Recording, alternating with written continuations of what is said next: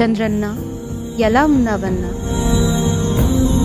నువ్వు ఏ తప్పు చేయలేదని మా అందరికీ తెలుసు. నువ్వు తప్పు చెయ్యవు, చెయ్యనివ్వవు. మా కోసం పోరాడుతున్నావని నిన్ను అన్యాయంగా జైల్లో పెట్టించేశారన్నా.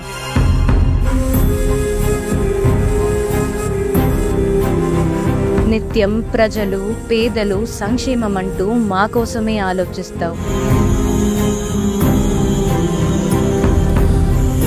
త్వరలోనే నువ్వు నిర్దోషిగా బయటికొస్తావు. నీకోసమే మేమంతా ఎదురు చూస్తున్నాం.